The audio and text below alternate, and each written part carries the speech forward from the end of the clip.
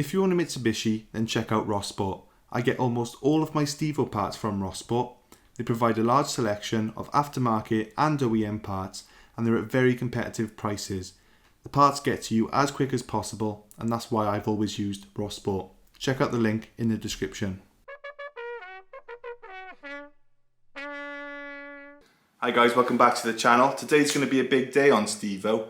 We're going to get the cylinder head on, we're going to get the camshafts in, we're going to finish up the turbo install, get all the brackets done, and yeah, basically the engine, I want it in one piece by the end of the day.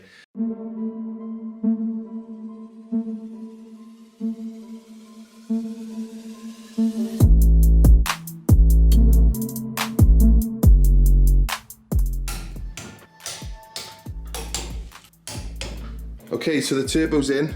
It's as you saw in the last video, it was put in position, but off camera, all the lines have been put in, exhaust connected up, brackets, everything's been done perfect. Now we did have a bit of a scary moment. The turbo return, it actually looked like a snapped bolt. So I was panicking, went down to Machine Mart, spent 90 odd quid on bolt extraction tools, welding supplies, everything to try and get it out. We had people on the clubs giving it advice how they think I should get the stud out. Sparkplug Steve even came over. He was going to make a video on how to remove a bolt, a snap bolt, and well, all it was a bit of coolant had actually gone into the thread and it looked like a rusty stud. So Steve stuck a little bit of tissue down and, well, yeah, I suppose it was the best case scenario really. I'm almost ready to install the cylinder head. So looking at it now, I fit the manifold as you probably just saw, and it's all been cleaned up really nice. That's the O-ring for the water pipe. Yeah, so it's all been cleaned up really nice, and the same under there, it's all been cleaned to a high standard, and also this hole here for the water pipe. I took this manifold to the machine shop yesterday as well. They measured it with a flat edge and they said there's only 2 thousandths of an inch warpage through the whole length. They said that's within spec, that's perfectly fine to use. So this particular one, not warped. I have seen on the internet pictures. Some of these are warped by like 2 millimeters, so this one is fine. I did see the scratches on the flanges, so I'd assumed they'd sort of resurfaced it. But yeah, it's good to have that confirmed as being flat, because if we stick it in warped, well, it's a big job to get it back out. Now, last night I did a little bit of testing, and I'm using ARP head studs. Due to the studs on the turbo, and the studs will be poking out the block, I can't fit the cylinder head. So what I'm going to have to do, a bit more traditional really, head gasket on, cylinder head on, then the studs through the head, then the bolts onto the studs. Oh yeah, we've also got to reshim the camshafts, but the cylinder head has to be on the engine to do that properly. So that's what we're going to do. Let's stick the cylinder head on.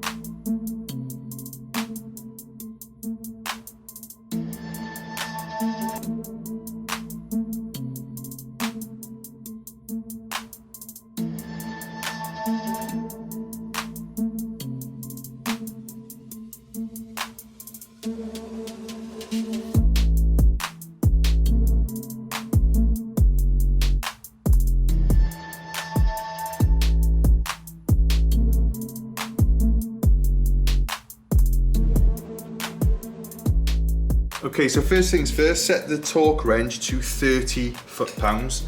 The instructions say to go to 90 foot-pounds in total in 3 equal steps, which obviously is 30, then 60, then 90. So we have a bolt torque sequence here on the instructions, and this is actually a custom torque sequence just for these ARP head bolts on this particular engine. So it's 1, 2, 3, 4, 5, 6, 7, 8, 9, 10. So we'll go around now in 3 steps. So this is 30 foot-pounds.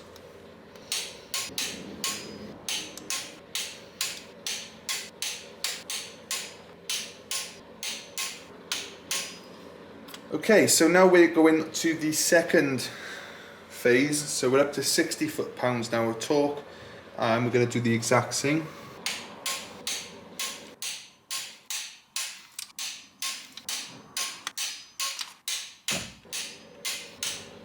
Okay, so now we're up to 90 foot-pounds. This is the final stage.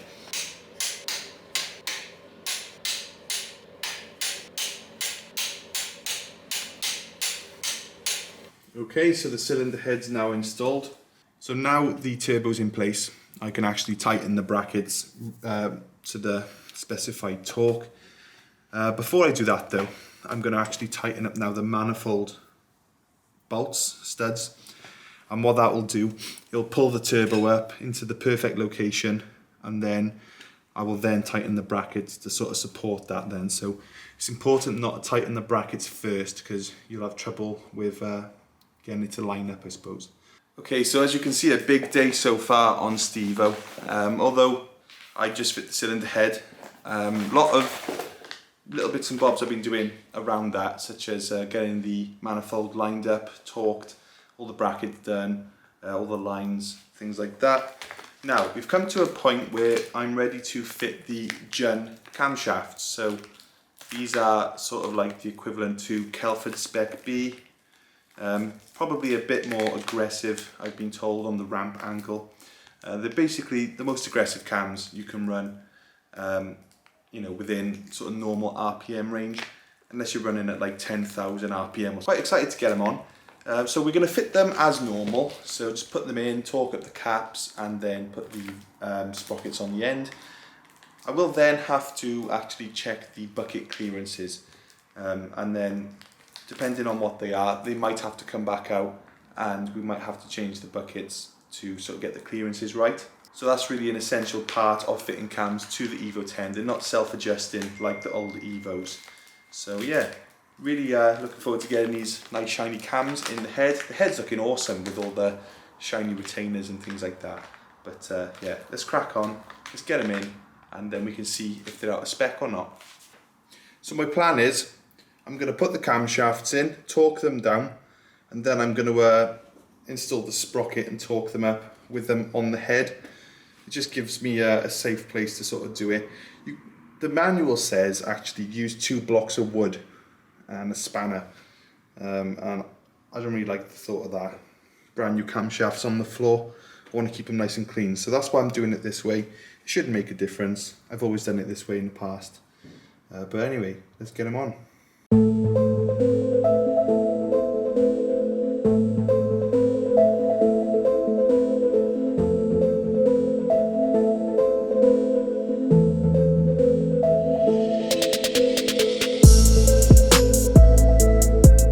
The red stuff that you're seeing, that's assembly lube. It's a good idea to put it on, because when the engine starts up, even if we just crank it over without the ignition connected, it still will, even for those few seconds, probably chafe at this metal really bad. So it's always a good idea to get a bit of grease on them. The reason assembly lube's used instead of normal oil, assembly lube doesn't like seep away, whereas oil does over time. So you can put the assembly lube on, and you might not start the car for a year, and the assembly lube won't actually run out of place.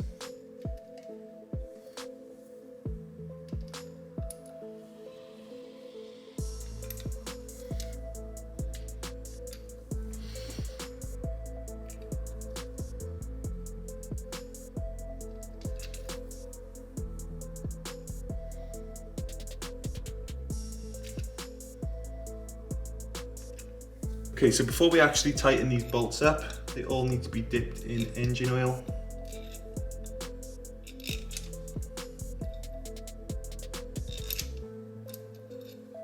So I've got all these cam caps hand tight, and we're going to follow the factory torque spec.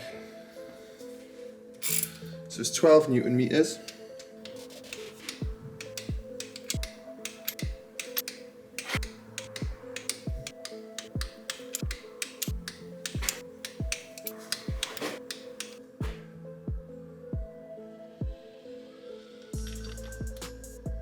As always, dipping the bolts in oil.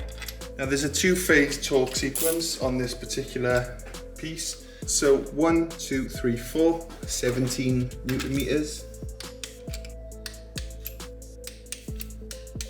And for this one, 30 Newton meters. And we're going to go 1, 2, 3, 4.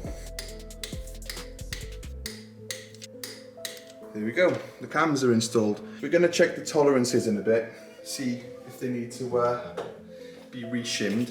If they need to be reshimmed, I just got to change some of the buckets, put them in, retest it, and then they're in for good. So it's not the end of the world, but it's definitely worth getting it done right, because you don't really want the valves opening and closing different amounts on different cylinders. You want them all to be within spec and running even across the engine. If they're out of spec as well, it can cause issues with binding and all sorts of things, so best to get them checked. So the idea is you want to check the gap between the camshaft and the bucket underneath. Now obviously once the camshaft is actually pushing the spring out, there's going to be no clearance. So when the lobe is facing upwards like that, that's how you can actually measure the clearance, and we want to make sure it's not too high or too low. Now the way we do that, very simple. I already know the clearance of the valve we're going to be doing, and here you can see I've got 3 feeler gauges, 0.127 of a mil, 0.152 of a mil, and 0.178 of a mil. Now the idea is we start on the thinnest one, so let's say 0.05 inches or 1.27 mil, and we want to put it into the actual gap between the cam and also the bucket. Okay, so we're going to put 0.05 of an inch or 0.127 of a mil in first, and we're going to measure the gap in between the bucket and the cam.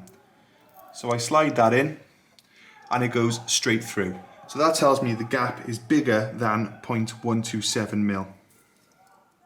Now we're going to go up one size to 0.152 mil. We're going to do the same. Again, it went straight through with no problem. So we know that it's not a 0.152 mil gap. It must be slightly bigger than that for the feeler gauge to actually go through. Now we're going to go up one size again to 0.178 mil. And we're going to push that one through, and it actually stops. So the gap is smaller than 0.178 mil. So what we can find from that is, if we go back to the 0.152 mil, the clearance is somewhere between 1.52 and 1.78. And every single one has come back at 0.152 mil, which is absolutely spot on and within spec. So we're tightening up to 65 foot-pound.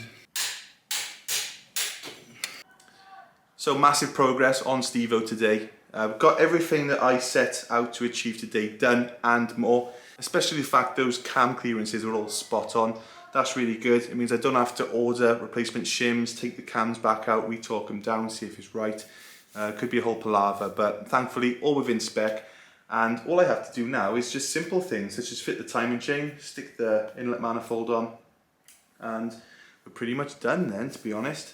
So yeah, Stevo's coming together very quick, and yeah, I'm really happy with the way it's going. The engine bay's looking awesome with that new manifold, the cleaned up cylinder head, and the new cams and everything.